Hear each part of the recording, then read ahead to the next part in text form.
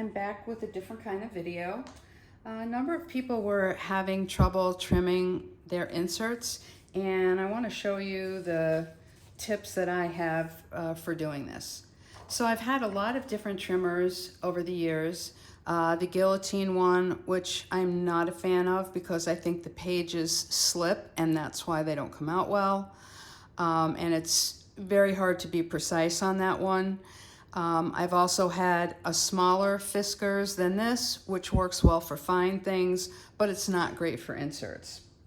So in a typical insert, you're going to have crop marks. This sheet is great because the crop marks are really large, so that even after you trim, some of it will be left. Normally, what you have to contend with is something like this, where as soon as you make your cut, these crop marks are going to disappear, and that's a problem later. But I'll show you how I deal with that, and we'll go from there. So first thing is, let me just talk a little bit about this trimmer. This trimmer is a heavy-duty Fiskars. It folds, snaps together like that so you can stick it in a drawer. But it is very, very secure when it's down. You can also use it folded if you were pressed for space. I never do. So I love that I have all the room on it, and I think when you use a really small trimmer, that's when you have trouble lining things up well. So what we're going to do here is make our first cut. And so what I'm going to do is I anchor the page down by the guide so that I'm sure that it's completely level and not going to be going, a little bit off at an angle. Then I move until I can see where the guide is, and the line should be just on the other side of where this guide is. I double check on this side, and you have like so many different guides here to be able to line your things up with. It's just really helpful. And then I make my first cut. Second cut, I'm going to do the same thing. Make sure it's securely anchored, and then move it until the guide is just on the other side of this. Make my second cut. One thing I forgot to mention is hold that paper down with a very heavy hand. This is really important so that the paper does not move. Okay, your third cut is going to be the most important of all, because you're not going to cut all the way on it.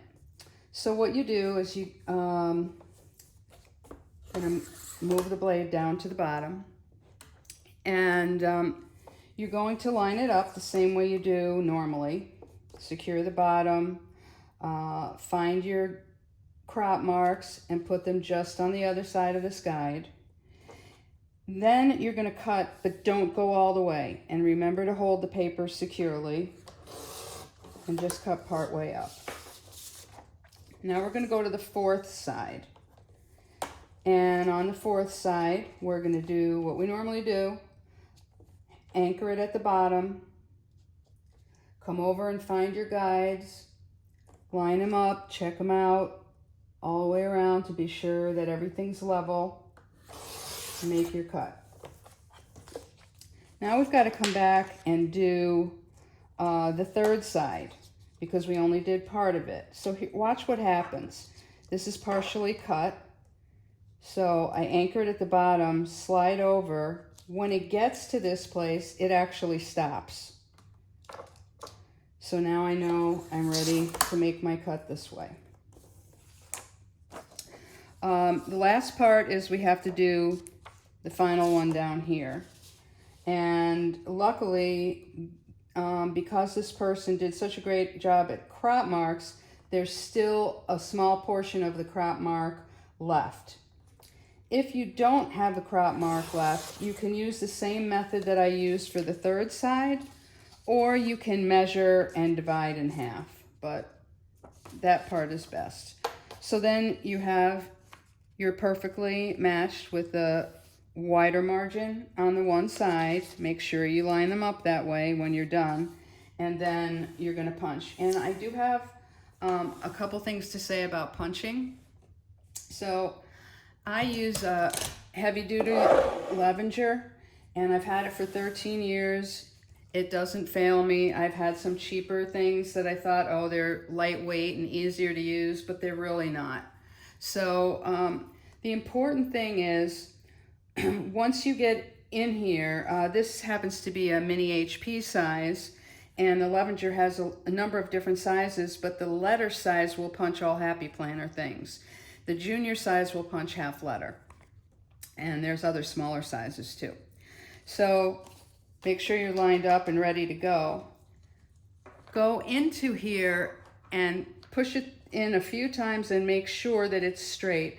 Because I've had this where I've been rushing and then the top hole wasn't punched correctly and I have to start all over again.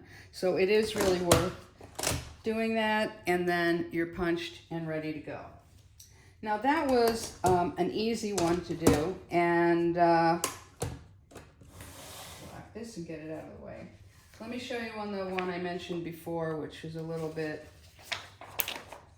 more difficult because of the tiny, tiny crop marks. So line this up so you can see it. So remember, these crop marks are really small. I mean, look how tiny they are.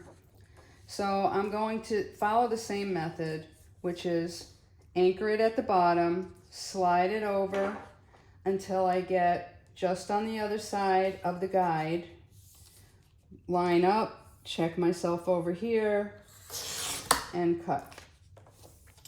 Go to side 2, do the exact same thing. Don't forget to hold the paper very, very securely so that it can't jump when you move. Okay, remember side 3 is important because you're only going to make a cut. You're not going to go all the way. So get it anchored down, find your spot, and cut part way. Then we're going to go over and do side 4. But before we do that on this one, since all the guides cut off, I want to make a partial cut in the center because for sure this mark is going to disappear. So I'm going to make a little cut there, and then we'll be all set. So now we're going to come back and do side 4.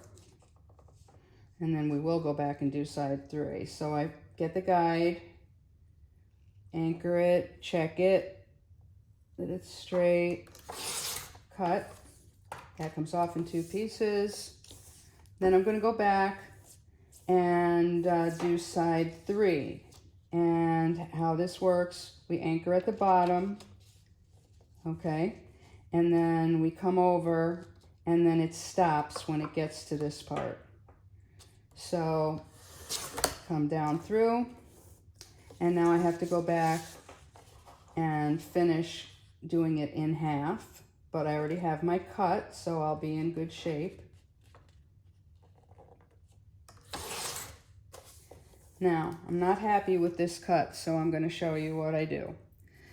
It's pretty good, but it's not perfect. And so what I do is I come back in, line it up, and I'm just going to take off a tiny, tiny bit. And it's really tiny, but you can see really well with this clear guide. So I come back like this, it comes off like this, as a very, very, like a little tiny thread. But I didn't take off too much that it's going to impact the size of the divider at all. So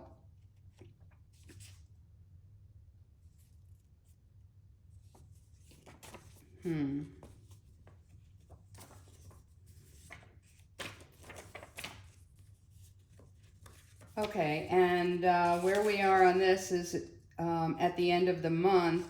On the other side you get lined notes. So you will see that even though I took off that tiny piece, they still work really well. So now I'm going to convince you all to love half letter the way I do. So here's one that's a half letter insert, and there's only one guide and another guide crop mark. So, but I don't even need those because I have this punch. Where this Fisker's trimmer splits is 6 inches, and where the gray stops is 5.5. And 5.5 is what you use for half letter because it's half of a 8.5 by 11 sheet of paper. So I'm going to line it up, check the bottom that it's secure, check the guide marks, and cut. And now I am done. That's my half letter. That's all I had to do, and I can punch. So if that doesn't convince you that half letter is great, I don't know what to say.